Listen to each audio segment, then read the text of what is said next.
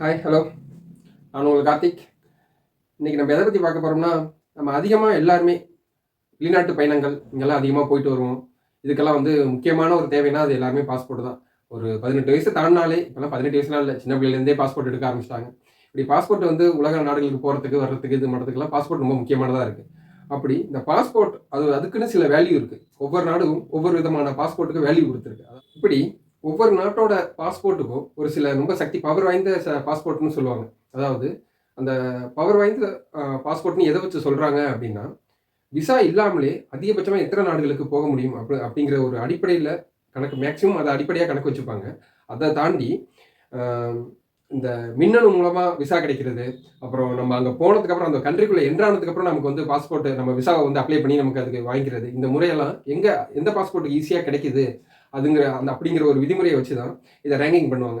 இந்த ரேங்கிங்கில் மொத்தம் 199 நாடுகள் இருக்குது. 199 நாடுகளில் 227 நகரங்களோட அடிப்படையாக வச்சு இந்த ஒரு ரேங்கிங்கை கொடுப்பாங்க. இந்த பாஸ்போர்ட் பவர் ரேங்கிங்கை வெளியிடுறது யாருன்னு பார்த்தீங்கன்னா, ஹென்லே பாஸ்போர்ட் இண்டெக்ஸ் அப்படிங்கிற ஒரு அசோசியேஷன் தான் இதை வருடம் நடத்தும். இது உலகத்தில் உள்ள எல்லா நாடுகளாலும் அங்கீகரிக்கப்பட்ட அந்த ஒரு குழு. அது பரிந்துரைக்கிறபடி மற்ற நாடுகள் அதை ஏற்றுக்கும். இப்படி இந்த நாடுகள் எந்தெந்த நாடுகளுக்கு எந்தெந்த பட்டியலை கொடுத்துருக்கு அப்படின்ட்டு இன்னைக்கு நம்ம இந்த வீடியோவில் பார்ப்போம். இது கார்த்திக் ரிப்போர்ட் சேனல். நான் உங்கள் கார்த்திக்.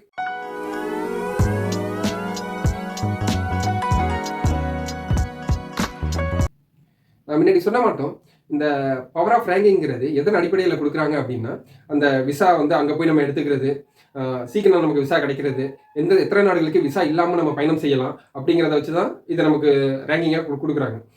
இதில் முதல் இடத்துல யாரெல்லாம் இருப்பாங்க அப்படின்னு பார்த்துக்கிட்டிங்கன்னா, ஐரோப்பிய நாடுகளை பொறுத்த வரைக்கும் பிரான்ஸு, ஜெர்மனி, இத்தாலி, ஸ்பெயின், இந்த நாடுகள்லாம் முதல் இடத்துல இருக்குது. அதோட பாஸ்போர்ட் வலிமையில் முதல் இடத்துல இருக்குது. அதே மட்டும் ஆசியா இந்த சைடு நம்ம சைடு பார்த்துக்கிட்டோம் அப்படின்னா, ஜப்பான் அண்டு சிங்கப்பூர், இது ரெண்டும் ரொம்ப பவர் வாய்ந்த ஒரு பாஸ்போர்ட்டாக இருக்குது.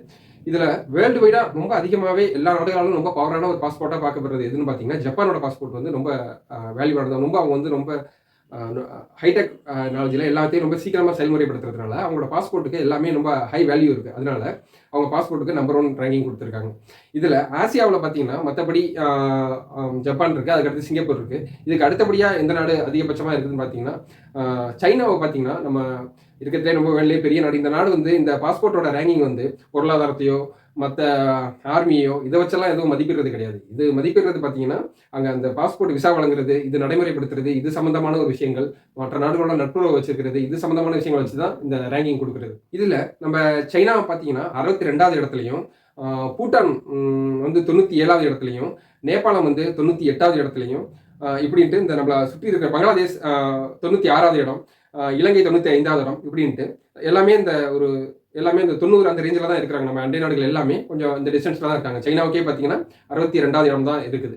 அதனால் இப்போ இதில் அவங்களும் இன்னும் வளர வேண்டிய கட்டாயம். ஆனால் அவங்க மக்கள் தொகை அதிகம். சீனாவிலையும் பார்த்தீங்கன்னா மக்கள் தொகை ரொம்ப அதிகம். அவங்கள ஒவ்வொருத்தவங்களையும் பாஸ்போர்ட்டு அந்த இதெல்லாம் சீக்கிரம் போய் சேரணும், உடனே கிடைக்கணும் அப்படிங்கிறதெல்லாம் ஒரு நடைமுறைப்படுத்துறது கொஞ்சம் எளிதான விஷயம் கிடையாது. கொஞ்சம் அதை வேகமான ப்ராசஸ் மூலமாக தான் செய்ய முடியும். அதனால தான் சைனாவுக்குலாம் அந்த ரேங்கிங் ரொம்ப 62வது இடம் இருக்குது. இதில் இந்தியாவோட இடம்னு பார்த்தீங்கன்னா 80வது இடம். இந்தியாவோட பாஸ்போர்ட்டோட ரேங்கிங் பார்த்தீங்கன்னா 80வது இடத்துல இருக்குது இந்தியாவோட பாஸ்போர்ட். இந்த இந்தியா அப்படி விசா இல்லாமல் நம்ம எத்தனை நாடுகளுக்கு போகலாம்னா, 82 கண்ட்ரிஸுக்கு நம்ம விசா இல்லாமல் போகலாம். அங்கே போய் நம்ம விசாவை எடுத்துக்கலாம். இது மட்டும் சூழ்நிலைகள் நம்ம இந்தியாவோட பாஸ்போர்ட்டுக்கான ஒரு பவராக இருக்குது. அப்படி இந்தியாவில் மக்கள் தொகை ரொம்ப கொஞ்சம் அதிகமாகவே இருக்குது. அப்படிங்கிறப்ப நமக்கு ஒரு சாதாரணமாக ஒரு பாஸ்போர்ட் அப்ளை பண்ணுறோம் அப்படின்னா, முன்னெல்லாம் ஒரு 15 நாள் 20 நாள் ஆயிரும். இப்போலாம் கொஞ்சம் விரைவாக ஆக ஆரம்பிச்சிருச்சு. 15 நாளைக்குள்ள ஒரு சில பேருக்குலாம் 4 நாள் 5 நாள், எனக்கெல்லாம் இப்போலாம் நான் அப்ளை பண்ணேன், ரினியூவல் அப்ளை பண்ணதால ஒரு 5 நாள் 6 நாளே வந்துருச்சு. அது மட்டும்லாம் இப்போ கொஞ்சம் வேகப்படுத்திட்டாங்க. அதே மட்டும் நம்ம அண்டை நாடான மாலத்தீவ்ஸ், நமக்கு அதுக்கும் பிரச்சனை நடந்துட்டு இருக்கு. அந்த மாலத்தீவ்ஸோட பாஸ்போர்ட் ரேங்கிங் பார்த்தீங்கன்னா 58வது இடத்துல அவங்களோட பவரான ஒரு பாஸ்போர்ட்டாக இருக்கிறாங்க. அவங்க ரொம்ப சின்ன கண்ட்ரிஸ் தான். மேக்ஸிமம் இதில் பார்த்தீங்கன்னா அந்த சின்ன கண்ட்ரியாக இருக்கிறவங்கலாம் இதில் ரொம்ப முன்னாடி இருப்பாங்க. ஏன்னா அவங்கள்ட்ட அதை சீக்கிரம் அதை கொண்டு சேர்க்க முடியும். மக்கள் தொகை ரொம்ப கம்மி. அதனால அவங்க கொஞ்சம் முன்னாடி இருப்பாங்க. அப்படிப்பட்ட நிலைமையில தான் மாலத்தீவ்ஸ் 58வது இடத்துல இருக்குது. சரி, இப்படி ரேங்கிங் கொடுத்துருக்காங்களே, இல்லை நம்ம 80வது இடத்துல இருக்கிறோம், அதனால நம்மளை ஒரு நாட்டுக்கு போகிறப்ப நம்மளுக்கான தகுதி நிர்ணயம் பண்ணுவாங்களா? அப்படியெல்லாம் கிடையாதுங்க. இது அது சம்மந்தமான எந்த விஷயமும் கிடையாது. இது அந்த பாஸ்போர்ட் வழங்குறது, அதுக்கான பவர், அதை வச்சுக்கிட்டு எத்தனை நாட்டுக்கு போகலாம், அங்கே எவ்வளோ சீக்கிரம் அதை நடைமுறைப்படுத்தலாங்கிறத வச்சு மட்டும்தான் இது. ஏன்னா இப்போ அப்படின்னு பார்த்தா சைனாலாம் ரொம்ப ஆதிக்கமான நாடாக அதுக்குலாம் 62 ரேங்கிங் இருக்குது. அப்படி அதை பொறுத்துக்கு கிடையாது. இது இந்த பாஸ்போர்ட் விநியோகம் பண்ணுறது, விசா வழங்குறதுல எவ்வளோ குயிக்காக அது நடத்துகிறாங்க, அந்த வெரிஃபிகேஷன்ஸ், சர்டிஃபிகேட் வெரிஃபிகேஷன்ஸ் இதெல்லாம் எந்தெந்த கண்ட்ரிஸ்லாம் நல்லா பவராக ரொம்ப பர்ஃபெக்டாக பண்ணுறாங்க அப்படிங்கிறத வச்சு கொடுக்குற ஒரு ரேங்கிங் தான் இது. இதில் மாலத்தீவ்ஸ் இப்போ பார்த்தீங்கன்னா 58வது இடத்துல இருக்குது, இந்தியா 80வது இடத்துல இருக்குது.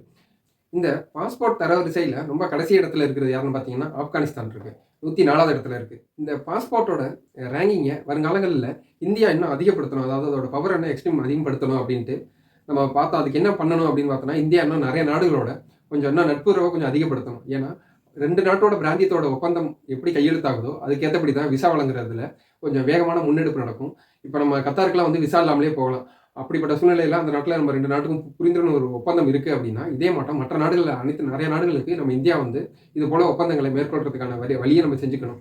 2வது, இது ஏன் இந்தியர்களுக்கு அதிகமாக பாஸ்போர்ட் ரொம்ப இதாக கிடைச்சிருக்கு, கம்மியான இடத்துல 80வது இடத்துக்கு கிடைச்சிருக்கு அப்படின்னா, இந்தியர்கள் அதிகமாக நிறைய நாடுகளுக்கு குறுக்கு வழிகளில் செல்றாங்க. இதை கட்டுப்படுத்துறதுக்கு தான் அந்தந்த அரசாங்கமும் இந்தியர்களுக்கு நிறைய இடத்துல தடை கொஞ்சம் அதிகமாக விதிச்சிருக்காங்க. அதனால் இந்த இந்தியர்களும் அதிகமாக ரொம்ப அதை மிஸ்யூஸ் பண்ணுறதுனால மற்ற நாடுகள்லாம் விசா வழங்குறதுல கொஞ்சம் தாமதப்படுத்துறாங்க, அதிகமாக யோசிக்கிறாங்க, வெரிஃபிகேஷன்லாம் அதிகமாக ஏற்படுத்துறாங்க. அதனால தான் இந்த ரேங்கிங்கில் இந்தியாவுக்கு பின்னடைவு ஏற்படுறதுக்கான காரணமாக இருக்கும். இதுக்கு மேலே வருங்காலங்களில் இந்தியாவோட நிலைமை எப்படி இருக்குது, இந்தியாவோட வேலைவாய்ப்பு இதை வச்சு, அதுக்கப்புறம் இந்தியர்கள் எப்படி வெளிநாட்டுக்கு பயணம் செல்கிறாங்க, அங்கே சென்று எப்படி முறைப்படி இருக்கிறாங்க, இதெல்லாம் வச்சு இதோட மதிப்பு இன்னும் மாறக்கூடும். பொறுத்திருந்து பார்ப்போம். அது வரைக்கும் தொடர்ந்து இணைந்திருங்கள் கார்த்திக் ரிப்போர்ட் சேனலில்.